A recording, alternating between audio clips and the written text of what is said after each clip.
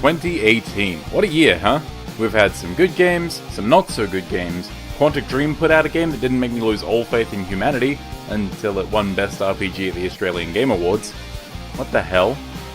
Well, lovely viewer, have no fear. This is the only Australia-based Best of the Year list you need to worry yourself with. I have had Game of the Year contenders noted down since way back in January. But as the months rolled on, narrowing that list to 10 and then figuring out where in that list each game would sit has been quite the task. I really do have to stress that most of the games on this list could have been number 1.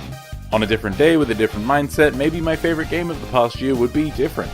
But it's done, the list is complete, it's locked in, and there's no better place to start than number 10, Moonlighter. Though coming in at the number 10 spot, Moonlighter is a game that should not be overlooked, because it's definitely my biggest surprise of the year. Its blend of shopkeeping management mechanics and roguelike dungeon crawling make for an experience unlike any other game I've played before.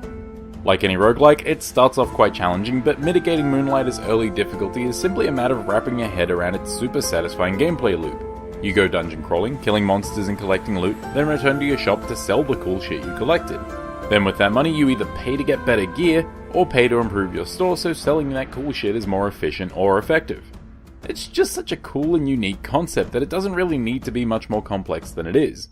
It also doesn't hurt that you'll be repeating Moonlighter's excellent gameplay loop to the sound of a surprisingly catchy soundtrack. Moonlighter is most definitely one of the best small titles to come out this year.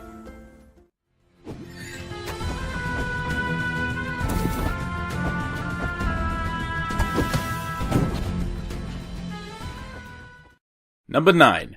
Dead Cells. Holy crap, Dead Cells is good. I always find my interest in games with roguelike elements starts to fade pretty quickly unless the game has some sort of gimmick to go with it, like, say, Moonlighter. While it does feature some Metroidvania elements, that's not really what kept me running through Dead Cells over and over and over again. No, it's the fast platforming that allows for quick runs through familiar stages, and the brutal punchy combat that kept me coming back run after run. It certainly helped that its release on the Switch meant I could pick it up for a few minutes at a time, and considering how bad I am, that was about as long as a fair amount of my runs wound up being. But those Metroidvania aspects did give the game a tangible sense of progression, so that even when you were sent back to the start, you'd always have new paths to check out because you'd have new abilities. And the game just looks rad. A varied colour palette and some genuinely unique art styles bring the game to life, and really, if you haven't checked out Dead Cells yet, you should fix that now.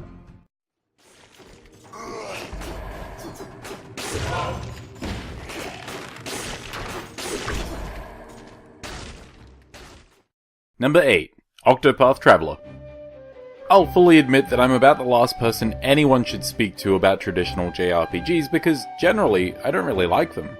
The Pokemon series was about the only exception up until recently when Octopath Traveler hit my Nintendo Switch and I fell in love. At first, it was the game's gorgeous use of colour, lighting and pixel art that drew me in, and its soothing soundtrack took up residence in my head for months after.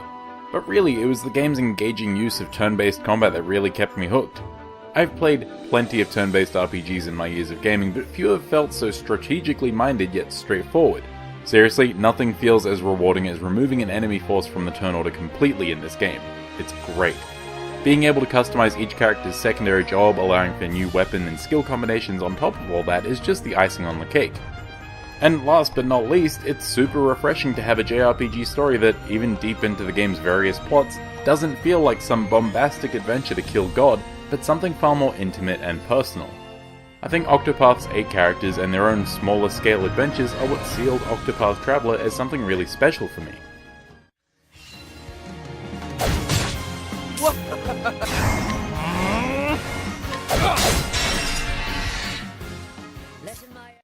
Number 7. Hitman 2. I've always loved the Hitman franchise, but to say that Agent 47 has had a few missteps since the Blood Money days would be an understatement. But 2016's weird episodic reboot was a return to form for the series, and Hitman 2 takes what that game did right and just gives us more of it. Better AI, larger maps, more targets, Hitman 2 may not be a huge leap from the 2016 Hitman, but it gives us more excellent sandboxes full of chances for assassination, ranging from the simple to the complex, all with an undercurrent of dark humor running through it. Creative kills, hilarious disguises, and plenty of chuckle-worthy lines of dialogue mesh with the inherent humor that comes with manipulating stealth mechanics in a truly fantastic way. The overarching narrative may not do much for me, but the sheer amount of replayability found in every level with every target means that Hitman 2 will be in rotation for me for months to come. Also, the game let me kill Sean Bean. How many other games can claim that? Apart from, like, GoldenEye.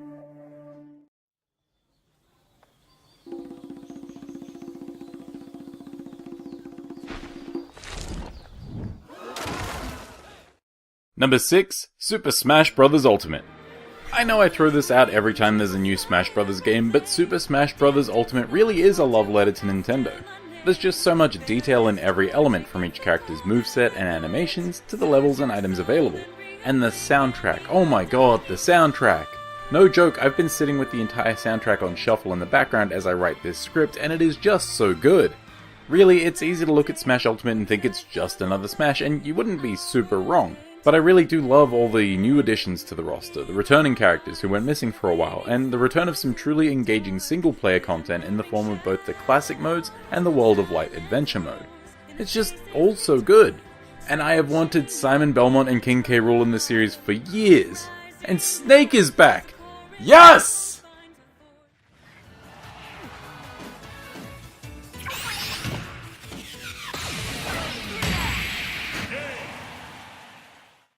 Number 5, Marvel's Spider-Man. Marvel's Spider-Man for PS4 might just be my favourite Spider-Man related media ever made. The game has probably the most simple yet satisfying web slinging to be found in any Spidey game to date, and the combat is fast and accessible like the combat found in the Batman Arkham games, but allows for so much more freedom, creativity, and even failure. I think that last point is important. The Batman games often feel a hair away from playing themselves, but Spider-Man requires a lot more finesse, and as such is less forgiving but more satisfying. And that's to say nothing of the game's narrative, which is both familiar and surprising. Peter Parker being pretty experienced at the whole vigilante thing and having an established rogues gallery isn't often something we see outside of the comic books. And the way the game lightly remixes elements established in other mediums, like the makeup of a certain 6-person squad of villains, works fantastically. Which isn't to say that Spider-Man doesn't make bigger changes to its status quo, I just don't want to spoil everything here. Also, we mustn't forget all the amazing suits on offer. I am a sucker for cosmetics in any game, and Spidey's wardrobe did not disappoint. Hell, Insomniac are still adding suits with each DLC chapter, and they even added in the Sam Raimi Spider suit as I record this right now. Though I've noticed something is missing while I wear it. Still, definitely worth playing even if you don't own a PS4, so maybe buy a PS4 to play it. It's a good idea. Trash, great campfire! I've got a scary story. It's about going back to jail.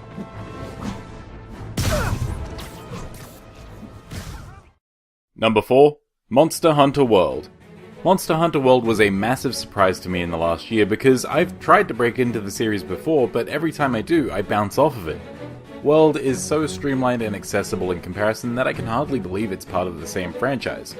That said, the way Monster Hunter World eases you into its mechanics while eliminating annoying elements like limited inventory space or specific finite resources is only part of what made me fall in love here.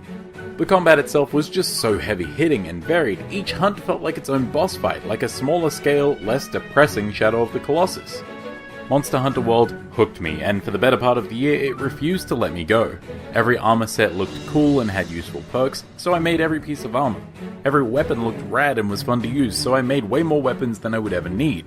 And the game kept adding stuff, from new armor sets and event hunts to entirely new monsters, not the least of which was a knockdown, drag-out brawl against the Brock Lesnar of the Final Fantasy universe, Behemoth. You have never felt true satisfaction until your first successful hunt against that big mountain of muscle. You could argue that other games from this year are better, or more consistently excellent. I mean, I was tossing up between putting this or Spider-Man higher for a couple of hours, but at the end of the day, I sunk over 300 hours into Monster Hunter World, and I'm still keen to jump in and spend even more time with it. Not many other games could keep me hooked for that long.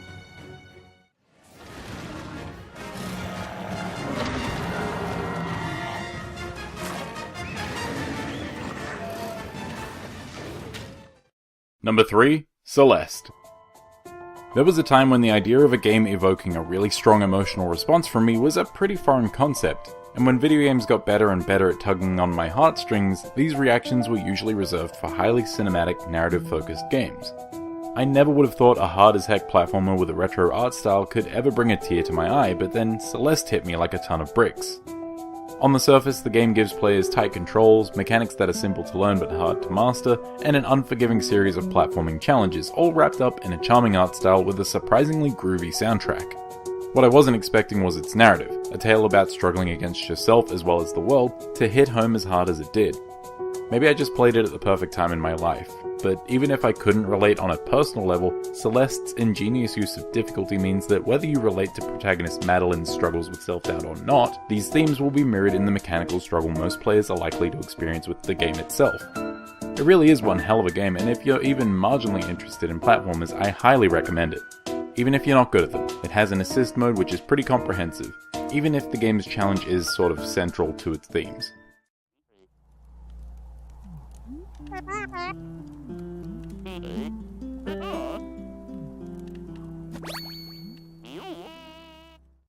Number 2, God of War. The God of War franchise is one that I've always enjoyed but never held in particularly high regard. Its Greek mythology by way of heavy metal album art style and personality was always fun to see, but rarely felt like something I could take seriously. But then God of War for PS4 comes out and knocks me on my ass with its heartfelt narrative about fatherhood, bettering yourself, and most importantly, reconciling with the mistakes you've made and the person you used to be. Kratos as a character had become a joke. Even at his most reasonable and sympathetic, he was super unlikable. But in God of War, he's not just a ball of rage and murder. He still violently deals with enemies, and he's still kind of a grumpy asshole, but in most interactions with non-hostile characters, Kratos is calm, subdued, and his efforts to keep his son, Atreus, from making the same mistakes as he has is genuinely compelling. And then there's the gameplay. The shift from fixed camera angles to this close-up behind-the-back camera makes for a much more visceral combat experience, and Kratos' new Leviathan axe is a joy to use, whether you're hacking Draugr to pieces up close, or hurling and recalling it like a bold, angry knockoff Thor. It really is just an intensely satisfying experience, so much so that there isn't a lot more of the game beyond a handful of puzzles and more of that sweet, sweet combat. God of War for PS4 is maybe the best reason to own a PS4 at this stage, and is truly something you need to play for yourself. So get a PS4. Between Spidey and this, get a PS4.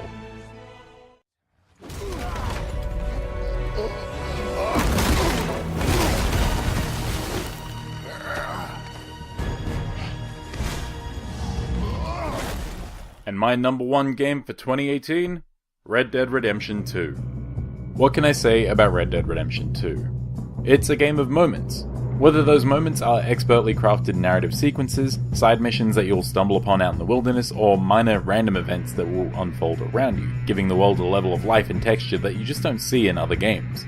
Its core narrative is a tale of trust, family, and loyalty, and it's compelling and engaging thanks in no small part to the strong cast of supporting characters and its charming and rough around the edges lead, Arthur Morgan. Games have been great at evoking emotional responses out of me for a while now, but few have hit me with so many emotional gut punches as Red Dead 2's campaign. But beyond the main story, Red Dead Redemption 2 has one of the most immersive worlds ever brought to life in a game.